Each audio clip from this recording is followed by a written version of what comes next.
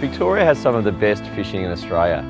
To maintain and develop this rich natural resource, The Victorian Fisheries Authority draws on the advice of its scientists and the broader community. A big highlight of the year for thousands of Victorian anglers is the snapper season. That's fantastic. Have a look at that. That's beautiful. To ensure snapper season continues to remain sustainable, fisheries scientists monitor the number of baby snapper coming into Port Phillip Bay after each spawning season. We've headed out tonight as part of our surveys of a range of sites in Port Phillip Bay. These sites cover the main nursery areas for snapper in central and western Victoria. What we find from these surveys tell us about replenishment of snapper populations all the way from Portland to Wilson's Promontory, including Port Phillip Bay and Western Port Bay.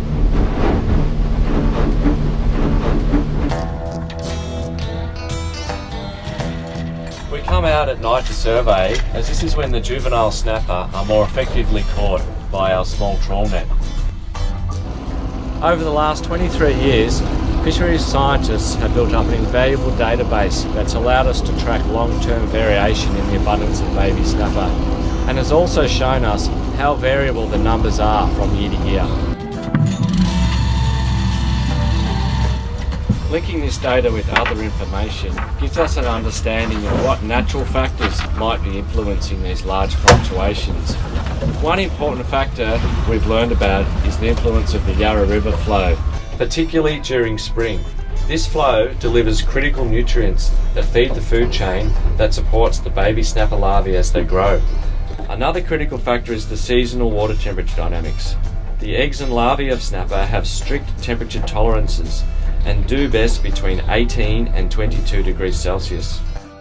So really it's an interaction between these two climate factors which is critical in determining how many baby snapper will survive.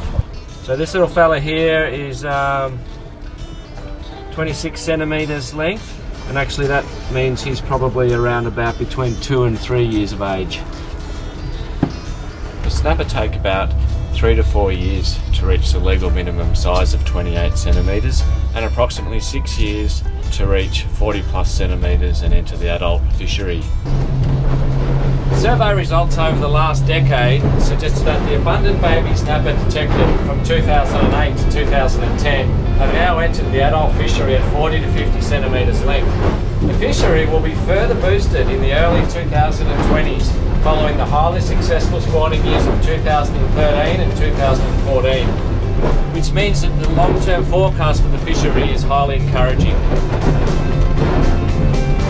These ongoing assessments by fisheries scientists ensure that environmentally driven fluctuations in baby snapper numbers are clearly understood.